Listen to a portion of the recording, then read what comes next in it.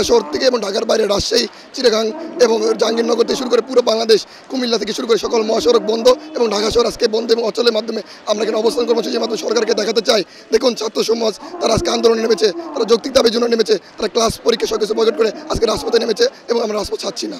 এটা স্বল্প পরিসরে আন্দোলন প্রথমে শুরু হয় 1 জন থেকে, তারপরে 10 জন ধীরে ধীরে সবার মধ্যে ছড়িয়ে পড়ে।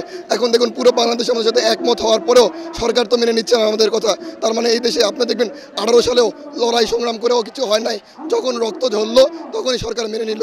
আমাদেরও মনে হয় এইভাবে লড়াই সংগ্রাম না করলে, রাস্তা ব্লকেট না করলে, র্যাডিক্যাল অ্যাকশনে না গেলে গভর্নমেন্ট কখনো আমাদের কথা মেনে নেবে না এবং তারা আমাদের যে দাবিকে ততক্ষণ পর্যন্ত অযৌক্তিক বলবেন যতক্ষণ না পর্যন্ত পুরো বাংলাদেশকে আমরা এক করে সব কিছু বন্ধ করে তার মাধ্যমে আমরা বাংলাদেশকে অচল করতে পারতেছি।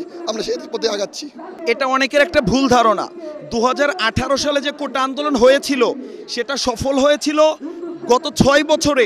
18 সালে কোটা সংস্কার আন্দোলনে সফল হওয়ার ফলে গত 6 বছরে প্রথম এবং দ্বিতীয় গ্রেডে কিন্তু কোটা উঠিয়ে দেওয়া হয়েছিল। 24 সালের মে মাসে এসে আবার 18 সালের পরিপত্রটি বাতিল করা হয়েছে হাইকোর্ট থেকে। আজকে আমরা এখানে দাঁড়িয়েছি স্বাধীনতার 53 বছর পরে এসে। আমাদের মহান মুক্তিযুদ্ধের মূল নীতি ছিল সমতা, বৈষম্য দূর করা। পাকিস্তানিরা যখন এই বাংলার মানুষদের নিয়োগের ক্ষেত্রে বৈষম্য করতেছিল তখনই কিন্তু আমরা রাজপথে নেমে এসে যুদ্ধ করেছিলাম সমতার জন্য। 53 বছর পরে এসে আমাকে আবার সমতার জন্য এই রাস্তায় নামতে হয়েছে। আমার তো কোটা নেই, আমি কি করব? আমার কি নিয়োগ হবে না? আমার এই বিশ্ববিদ্যালয়ে পড়াশোনা সারা জীবনের সকল সার্টিফিকেট কি বৃথা যাবে? না, এজন্য সারা বাংলাদেশের সকল শিক্ষার্থীরা 71-এ যে চেতনাকে লালন করে যুদ্ধ হয়েছিল সমতার জন্য, সকলের সমান অধিকারের জন্য। আজকে 53 বছর পরে আমরা এই শাহবাগ মোড়ে এসে দাঁড়িয়েছি শতভাগ আমরা আমাদের সমতা নিশ্চিত করার জন্য।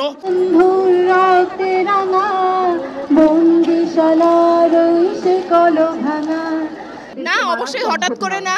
আমাদের 18 সালে কোটা বাতিলের পর হঠাৎ করে হাইকোর্ট রিট দিছে যে আবার কোটা, মুক্তিযোদ্ধা কোটা 30%, নারী কোটা 10%, যেটা আমরা চাই না। আমরা সেটার বিরুদ্ধে আজকে বসছি। 2018 সালে আমরা কোটা বাতিলের আন্দোলন করিনি, কোটা সংস্কার চেয়েছি, কিন্তু সেটা পুরোপুরি বাতিল করে দিয়ে এখন আবার নতুন করে 56% কোটা দিয়ে রেখেছে। আমাদের হচ্ছে এক দফা এক দাবি যে আমরা প্রতিবন্ধী কোটা ছাড়া আর কোনো চাকরিতে, প্রথম থেকে একদম চতুর্থ শ্রেণীর কোনো চাকরিতে আমরা কোনো কোটা চাচ্ছি না। আমার মনে হচ্ছে যে কোটা রাখা একটা বৈষম্যের মতো। যার মেধা আছে সে মেধার জোরে চাকরি পাক। বাংলাদেশে হচ্ছে লক্ষ লক্ষ বেকার আছে, তো বেকার সমস্যা দূরীকরণে যার যোগ্যতা থাকবে সে চাকরি পাবে। আর যদি যোগ্যতা থাকার পরেও হচ্ছে কারো কোটার জন্য সে পিছিয়ে যায় তখন সে হতাশায় ভুগবে। এটা আরও হচ্ছে আমাদের দেশের সমস্যাকে বাড়িয়ে তুলবে। আমাদের ক্লাস পরীক্ষা বর্জনের সাময়িক অসুবিধা হচ্ছে, বাট আমরা ফিউচারের একটা ভালো সুবিধার জন্যই এটা করতেছি। সরকারের কাছ থেকে ইতিবাচক কোনো মন্তব্য আসে নাই, ঠিক আছে, বাট আমরা আমাদের আন্দোলনটা চালিয়ে যাব যতক্ষণ পর্যন্ত না হচ্ছে আমাদের দাবি মানে মেনে না নেয়। মানে একটা কান্ট্রিতে 56% কোটা, সেখানে আমরা আমাদের জেনারেলদের জন্য থাকতেছে যে শুধু 44%। আর সেখানে হচ্ছে দেখেন প্রতিনিয়ত কোয়েশ্চেন ফাঁসের যে ঘটনাটা ঘটতেছে। কালকে পিএসসি, আমরা সর্বশেষ ডিপেন্ডেন্ট ছিলাম পিএসসির উপরে, যে না পিএসসির মতো প্রতিষ্ঠান প্রশ্ন পাশের সঙ্গে জড়িত না, কিন্তু সেখানেও যখন প্রশ্ন পাশের ঘটনা প্রতিনিয়ত ঘটতেছে, 33তম বিসিএস থেকে 46তম বিসিএস, প্রত্যেকটা বিসিএসে যেখানে প্রশ্ন পাশের মতো ঘটনা ঘটেছে, যেখানে দেশে 56% কোটা, সেখানে আমাদের মতো স্টুডেন্টরা যাবে কোথায়? আমাদের দাবি যদি অযৌক্তিক হতো তাহলে সরকার মেনে না নিত, সেটা আমরা মানতাম, কিন্তু আমাদের দাবি অযৌক্তিক না।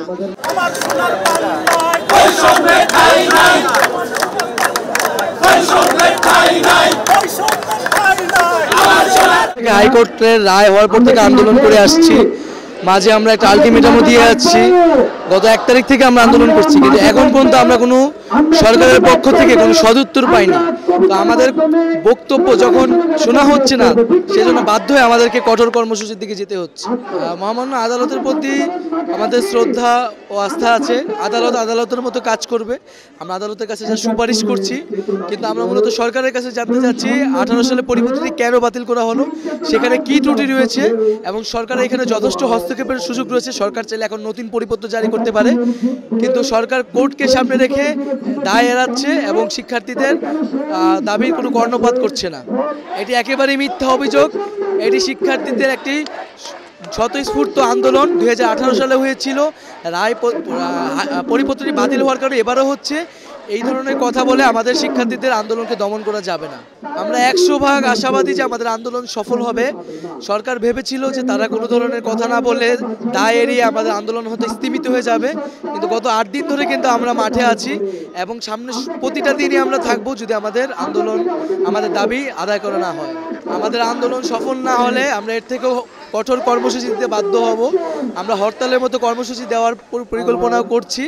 তাই আমরা সরকারের প্রতি আমাদের আহ্বান থাকবে যে এখনো সময় আছে, সময় থাকতে শিক্ষার্থীদের দাবি যাতে তারা মেনে নেয়।